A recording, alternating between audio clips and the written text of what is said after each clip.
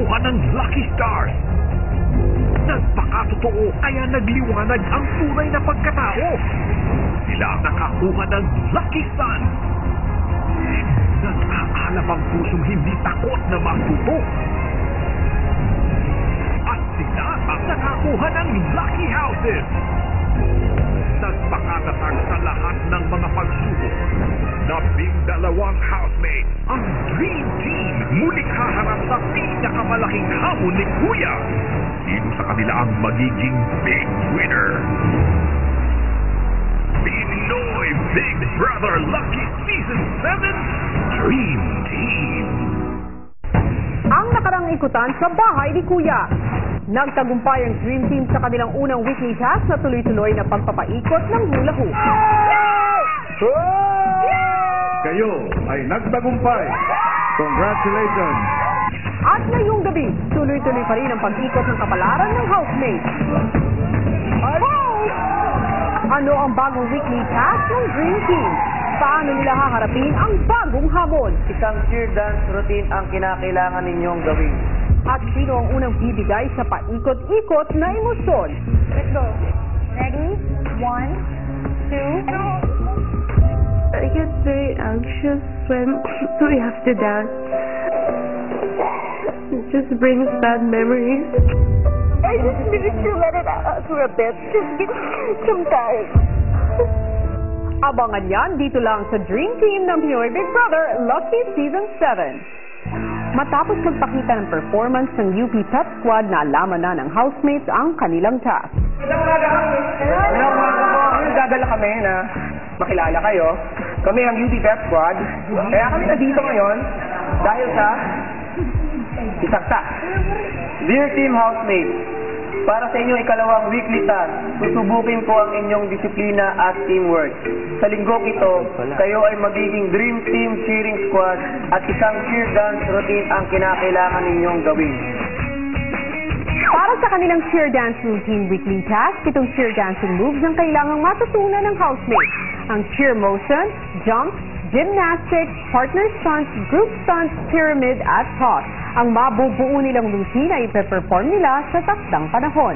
Kaya naman, let's go Dream Team! Okay, so bilang bagong cheerleading team, kailangan nyo muna mag-warm up and then after our warm up, dadaan kayo sa conditioning program. Patay na naman ako sa exercise. Magiging mahirap to dahil may training. More stretching tayo. Babanatin natin na konti yung mga muscles ninyo para ma-prepare natin yung mga katawan ninyo for the activities and the stunts that we're going to give you. Mukhang matcha-challenge na naman ang Dream Team sa linggong ito. Hello Philippines and hello world! Dahil nga may tuturing na best of the best ang pinagsama-samang housemates sa loob ng bahay ngayon, asahang mas matindi pa ang mga hamong ibibigay sa kanila ni Kuya.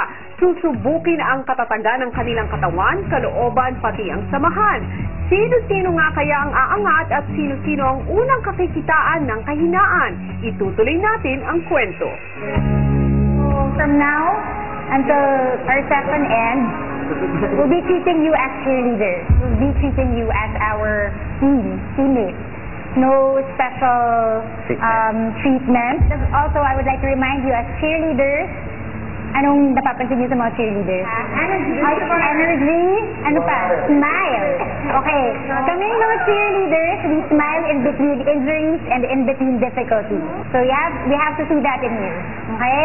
So kahit nahihirapan kayo, nakasmile. Matapos mag-warm up, sinimulan na ng coaches ang conditioning ng housemates. Okay, yung first natin na gagawin, 5 push-up dito sa first station. It's a push-up, kailangan diretso yung katawan. Kung masyadong mahina pa, pwede kayong girl push-up, yung modified push-up natin na naka-bend yung knee. High knee, tapos center, and then push-up, 5 ulit.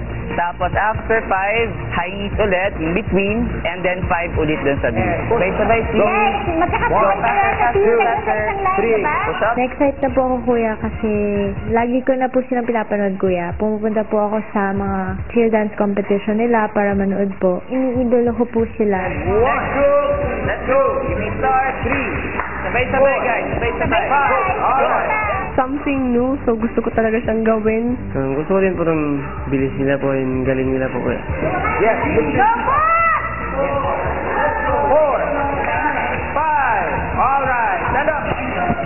towards the back of the line again. Nung nalaman ko na po na mag-cheer kami, mas na-excite po ako, kuya, kasi matagal ko na po sigurong parang hidden dream na maging cheerleader po, kuya. 2, 5. Okay. 4. Sabay-sabay! Guys, the cheerleading individual sport. Magiging mahirap to dahil may training. And up. Excited kami lahat kasi yung way ng pagtuturo po ng UP Pep Squad po, very disciplined po lahat.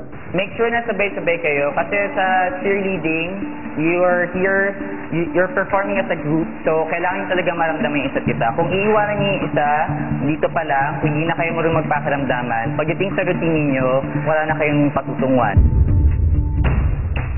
Ang coaches agad na sinunod ang ikalawang bahagi ng stretching, ang squat.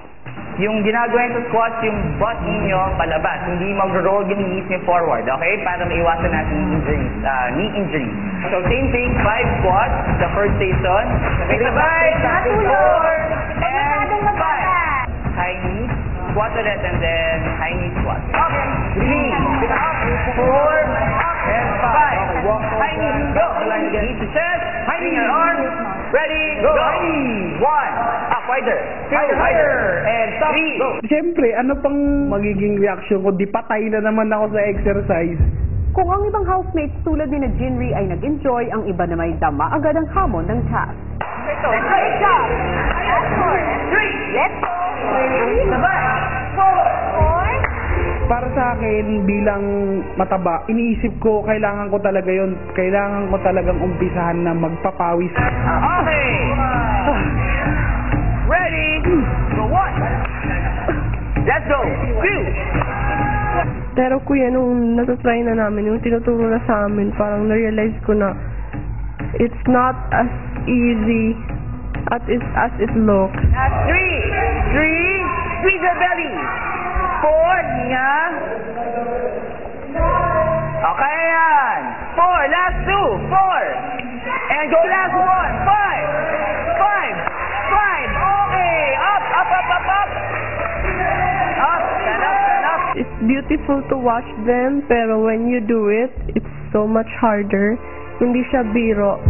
Ang housemates binigyan ng maikling water break. Ready? 1, 2, 3. Break! Okay. Water break. Buko na tayo.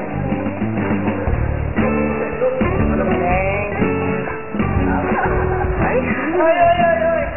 5 seconds. Everyone, kung ready na. Center na tayo. It's understandable na nakakapagod. Pero hindi nyo pwedeng ipakita. Kasi when you're performing, di ba, hindi naman pwede sa kanila explain that you're tired. You can't tell them na pagod na kami kaya ako nakasima. So you have to show us na kahit pagod kayo, fight, smile. Kami high physical demand kasi yung team. Hindi lang sa isang discipline. Diba? Combined siya. You dance, you will lift someone, and then you will do gymnastics. Before you, ano pala, proceed, sino yung may background? Ako nung college. Dance. Yung college po, cheer dance. Try ko po. Okay. Cheer dance. Sino pa? Elise? Not for a whole year po. Siguro for a couple of months before I moved. Parang nag-try out po ako, tapos I got it, and then di na ako natuloy. Napost ka na? Flyer po. Flyer. Flyer ka. Okay. Natry mo na yung fly, tapos hindi na bumaba. Humawak na lang. Hindi ko pa po natatry yung Yung may toss, may rotation. Patry natin. Kaya nyo lang hindi bababa. Matapos ang maikling kwentuhan, itinuloy na ng coaches ang mas matinding bahagi ng conditioning, ang planking. So make sure pala sa plank natin na diretso yung buong katawan ninyo. Okay? Hindi siya bababa, ganyan. Hindi rin siya sobrang taas. Yung ulo, iwasan nyo nakaganto or sobrang nakababa para hindi ma-strain yung neck niyo. Ganito ang agreement natin. Pag may strain yung bumaba na hindi pa time, mag-a-add ako ng 10 seconds. So hindi nyo matatapos yun hanggat may bumababa at bumababa sa inyo. One team kayo, so dapat sabay-sabay kayong mapapagod at sabay-sabay nyo dapat mapagdaanan to. Okay? So, ready? 30 seconds, 15 seconds, 15 seconds, balik dito. Okay? Go down. And go up.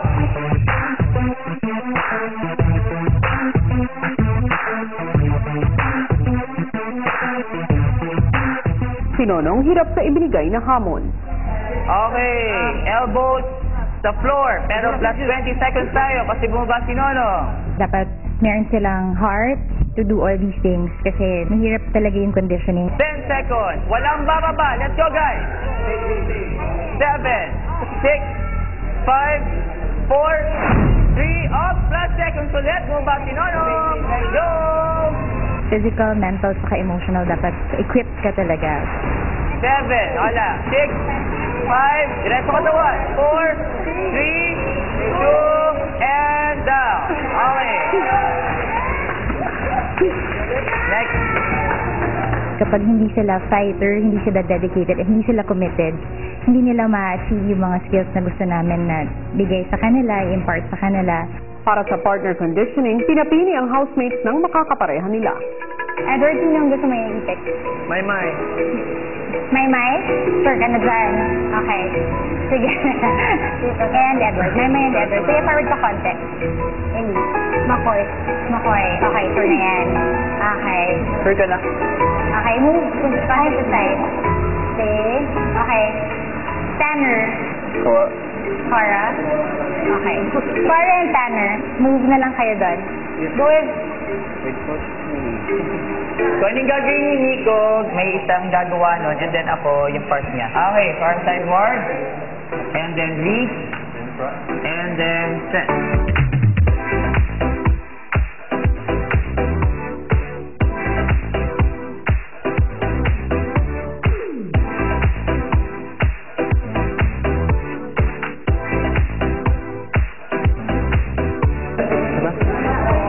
Tama na. Okay na.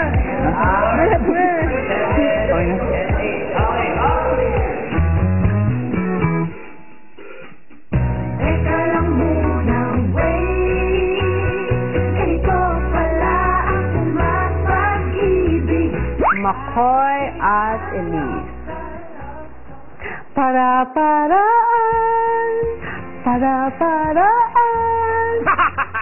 Sunod na itinuro sa housemates ang basic cheer motion. Hand movements muna tayo. First natin is sit and blade. Clap. Low touch down. Next. Dagger. Si Jinri tila nalilito na sa mga itinuturo sa kanila. Again, arms down. Low touch down. Dagger. Touch down. Faster and stronger. Arms. Ready. 5, 6, 7, 8. And 1, 2, 3, 4. Okay. One more time. 1, 2, 3, 4. One more time. Faster pick off from the top. Kaya na? Your butt front. Wait. Girls head up. Boys, pinapapasok ko lang yung boys. Girls in front pa rin. Sino mag-volunteer? Sino first? Pangalawa, we'll go back. Let's go. Ready? I love you. Guys, one. And go. 1, 2, 3. March pa rin. 3, 4, 5. Diagonal. 6, 7. Do it again. Again. Go,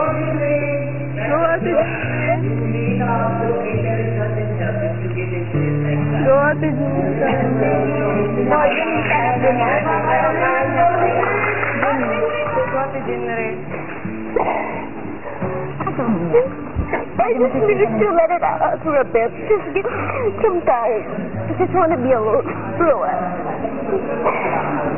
Kasi when you're doing that in front of your team, sila. Wait, I'm still talking to you. I understand you're frustrated, but you can't just walk out. Okay, you go back. Okay lang. So you're gonna finish sa Ano ang pinagdadaanan ni Jinri? Alamin yan sa pagbabalik ng Pinoy Big Brother Lucky Season 7.